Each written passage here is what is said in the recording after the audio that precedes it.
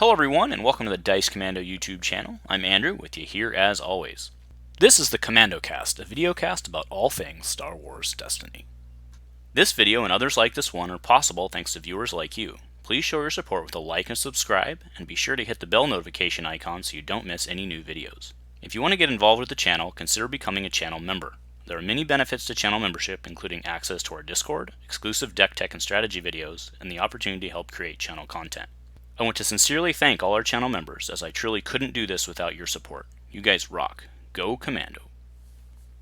Hello my Destiny friends, welcome back to Dice Commando and the Commando Cast. I'm Andrew with you here today to tell you about my personal favorite way to play Star Wars Destiny. And now that we have the pandemic, the end of the pandemic lockdowns in our sights, how we can use this to kind of reinvigorate and collect our playgroups to get back to IRL Destiny.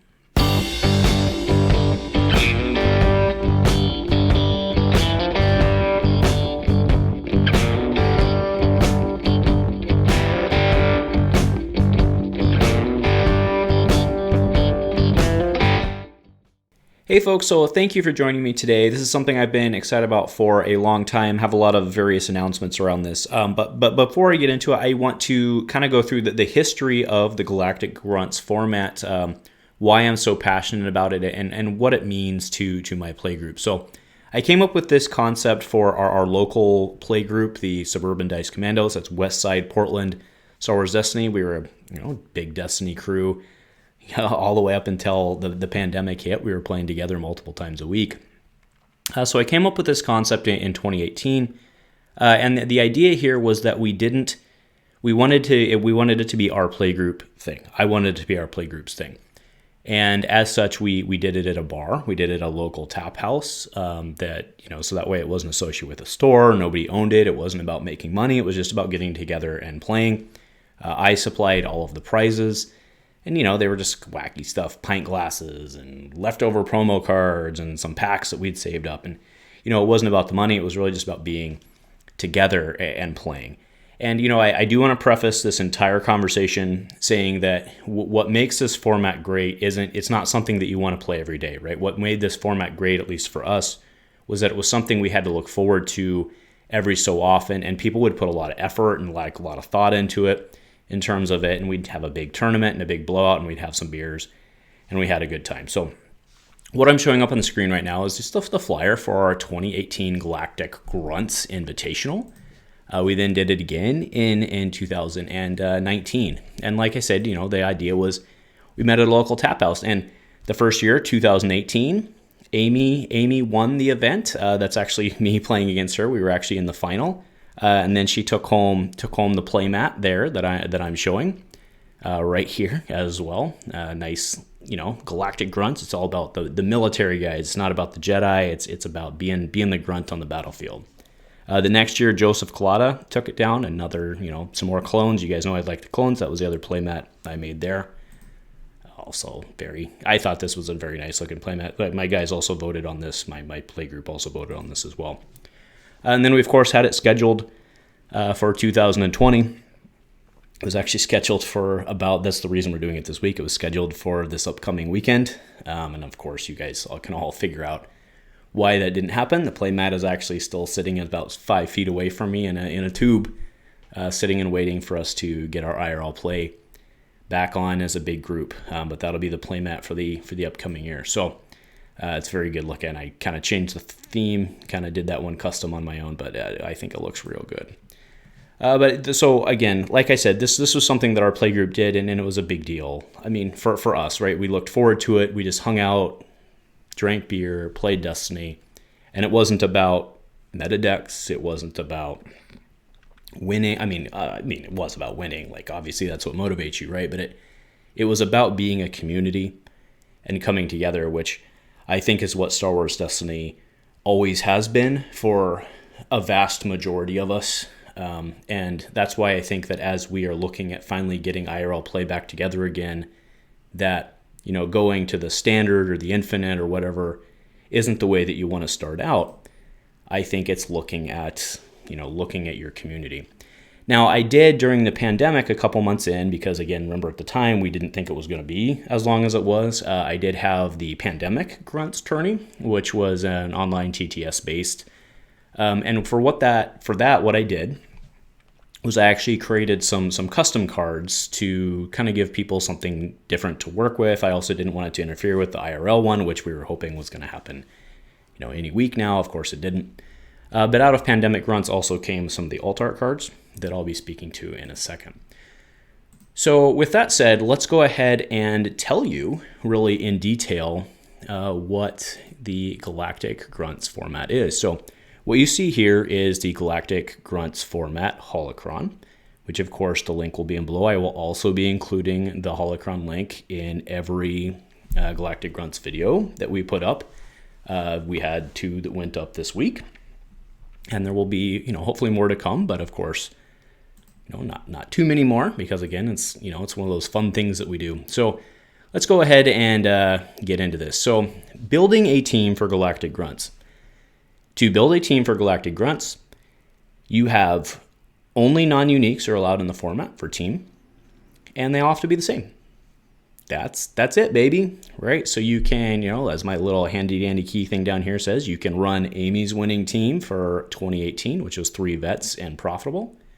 You could, with the new elites, you could run Praetorians, but you could not run IDT. You could not run Trandos, right? Or you could run Trandos, but you couldn't run Trando IDT, right? But you could run Wookiees with Tribe, right? So you get it. They have to be non-uniques. They all have to be the same non-unique, right? Galactic Grunts format. And on the whole, I mean, maybe that doesn't sound that fun, but what I really want you to do is kind of wrap your head, before we go through the rest of this, really wrap your head around why that format is nice and controlled. It's nice and controlled because it's all mono, and they really keep things in check with not a lot of combos. So what you'll see as we go through this is that the number of restricted cards, the number of limited pairings, restricted pairings, the number of bans, they're all very, very low, because you naturally have a check and balance in place in this format. And it's also, so aside from just the card interaction part, you also have the consideration that you have a much slower controlled game, right? Because you're all wide, right? With the exception of the Jedi cows, right? You're wide. You don't have crazy resource generation for the most part. Your damage is relatively limited. You're relatively draw dependent. And I mean, of course, up until Covert Missions, we haven't done it, the elites, we haven't had our real tournament with the elites. We've played plenty of games with them, and by that I mean the elite non-uniques. But before that, it was basically 3-die Destiny. And Steven and I have managed to play a bunch of games when the non-elites seem to work fine. I mean, it seems to work fine.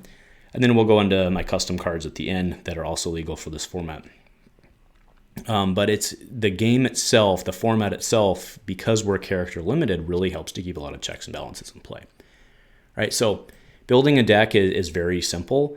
You follow all normal standard deck construction rules, right? It makes sense. Heroes, villains, but you have to be on color, right? And again, because your character selection is limited, it also helps keep your deck selection in check. Eligible cards go all the way through. It's everything FFG plus Galactic Grunts. The only reason I do intend on the future tournaments we have of opening this up to the ARH cards, but we haven't had any testing with that yet. And quite frankly, our next tournament that we do for the Dice Commandos, it's going to be FFG only because that's where we were. So that's all that this holocron is at this time. I see no reason to open this up to like the Rebel Sniper and the Purge Trooper and stuff like that. Absolutely no reason you guys can't do that. But again, we haven't played any games with the F. I'm not worried about the FA characters. I'm worried about the FA cards. None in particular. I don't have any on top of my head. But like I said, as of right now, we are keeping this to FFG limited or FFG real, and it's an infinite format. All right. So there is one exception on Balance of the Force. Remember, with Allies, we found that believe it or not, it may sound crazy, but we found that with Allies of Necessity, running 5-die Trandoshan Hunter is really too strong. It was just way too strong. because you could flip all those 2s, right? You didn't need to flip the 3 for 1s, but you could flip the 2s, and that's a lot of damage in what's supposed to be a conservative and controlled format. We do have a couple of banned cards. Jawa Junk Dealer is banned for obvious reasons. This is intended to be a slower, more friendly, more drawn out, less efficient format. And the Jawa Junk Dealer is anything but any of those. We also have the Master Smuggler. This one was a tough call because it is a 3-die deck, but he's a 3-die deck with 30 points that makes 5 resources a turn. So we made the decision that he had to be bumped. We had some really cool decks with him, but the problem was just that they were just too good, right? Put ordnance launchers on there, and then you have built-in action cheating while you're making money. And so the Master Smuggler had to go. Next card is Shock Tactic, right? This may be a card a lot of you aren't familiar with, but this card is, I'm putting it on the screen now, but this card's pretty self-explanatory why it's banned in this format. It just doesn't need to be in this. It's not that it's necessarily too strong, because you had to play yellow necessarily. But then again, if you were playing Smugglers and you had some other stuff on there, it's like Smugglers with making money plus Second Chance plus Shock Tactic. And anyway, next is United We Stand. Again, this is another card that there was just really no reason to have this card be there because this was a mono format by definition, so you didn't need to get an advantage for being mono. So, I mean, again, this was going to be one of those where just like everybody who was at 30 or 29, or even if you were playing with a New Balance of Force, 28, right? It just didn't, there was no reason for this card to be there. And the last one is Sith Holocron is banned. I think this one's pretty self-explanatory. It's not that Sith Holocron was OP, especially because most of the villain ones who are worth playing didn't necessarily have focus. But again, it was just the swinginess nature of being able to drop a death field or something like that, right? In this format, it doesn't need to be there. So Sith Holocron is banned. Okay. Luckily, there are, not luckily, but again, like I spoke to, because this format itself really puts a lot of checks and balances in play. There's no point in having restrictions interactions yet. There's none that have been identified as being problems to this time. And then all the errata is consistent. So now I want to go down to the Galactic Grunt set. So these are all custom cards that are legal for the Galactic Grunts format. I'll just read it. Section contains a set of fan-made cards that are legal only within the Galactic Grunts format. The GG set is tied directly to this holocron. All updates, changes, removals, and other will occur with updates to this document. And then this is something that I'd implemented last year when I did the Galactic Grunts thing. It's since been implemented by other. I'm not saying they took my idea. It's a very clear idea, but a lot of other groups have done something similar with the recycled die reference bubble. All of the characters in this entire set are using recycled die. It just makes it a lot easier for people. So, for example, you see my Imperial Shore Trooper there. He has a recycled die, which is the Awakening's FOSS die. All right, so let's just go through this just real quick. There's some cards. I'll spend more time on some cards and less on others because some of them I'm very proud of. So we have the Imperial Stormtrooper, of course, has the FOSS die. He has a PA that has removed this die showing damage to resolve another of your character dice showing damage, increasing it by the value of this die. So it's basically a fire support. We then have the Scout Trooper. Now the Scout Trooper is supported by 2 plots. So the Scout Trooper, you note, is a 9/13 for 9. And you're like, that's not very good. And maybe he's not. But Scout Trooper for 9/13 at 9, he can either play as a recon detachment, right? So you'd have double elite troopers with recon detachment, or you could have double elite troopers with sniper overwatch. Sniper overwatch rolls in a sniper team die, and recon detachment, both your guys start on speeder bikes. It's actually kind of very cool, right? Remember the Z4-7 or whatever it is, 74Z speeder bike has focus on it and lets it resolve its die before character die, right? So that was just kind of cool. You could have your recon detachment with your dudes starting with speeder bikes. Next, we have my personal favorite card, which is the Shore Trooper. He also is using the FOSS die. He has no skill, and you notice he's not elite. But he comes with a DF-90 mortar, which is a 6-point plot, power action, exhaust this plot, and a Shore Trooper, to roll 2 frag grenades into your pool and immediately resolve these dice or remove them. Earlier version of this card actually rolled in 3. It was just too good. We now have the Clan Wren Commando using the Mandalorian Super Commando die with the Clan Wren plot. Before one of your characters is dealt damage, you may remove a die showing shield to reduce the damage by the amount on that die. Of course, all of your Clan Wren Commandos have 2 shield sides, but no cash, no cash. And the ability on the Clan Wren Commando, by the way, is up to 1 equipment on this character does not count towards the upgrade limit. So just your first one, kind of like a mini Jango ability with no cash. We have the Rebel Pathfinder using the old Rebel Trooper die. Also a no eliteness, you have to play him there, but Rebel Pathfinder reinforcement. After the upkeep phase, set this aside. Spot 3 Rebel Pathfinders to set a set-aside Rebel Pathfinder to your team. So that is a 4-wide Pathfinder start for 24 health. We then have another one of my favorite cards, the Arc Trooper. Power action, resolve this die showing a blank as if it were indirect damage as a value of 1 using the Clone Trooper die. We have the Dathomir Witch using the Night Sister die, trying to bring back in some curses, as well as the Perpetual Curse plot, which says include only if each character on its team is a witch. Action, exhaust this plot to play a curse from your hand or discard pile, reducing its cost by 1. Also a very popular one with our team. The Onaka Gang Pirate, this guy's not seen a lot of love. He's using the, the Corrin Tracker die. We have the Vader's Fist Trooper. He's red for 8. You can include up to 1 red hero event card in your deck or up to 2 of this character's elite. Following other deck building restrictions, he is 8/11, of course, using that Clone Trooper die. Then we have the Sith Trooper. This is a blue character. You cannot play blue abilities on this character. PA, discard a card from your hand, and then this character gains Sith until the end of your turn, gain 1 action. This one mostly interacts with your Spot Sith cards. There's a lot from Faltering Allegiances, which I grant you aren't quite legal yet. But I think this guy is a sleeper for the future. So that is it for the Holocron.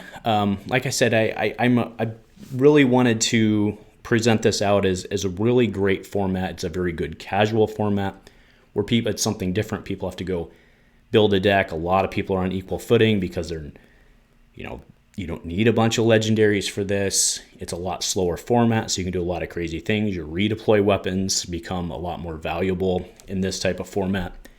And it's really a slower pace, less action cheaty, less combo heavy, more fundamental, slower Destiny game that really kind of brings out the true heart of where Destiny used to be back in the day. And, a lot of the memories that a lot of us evoke from Destiny.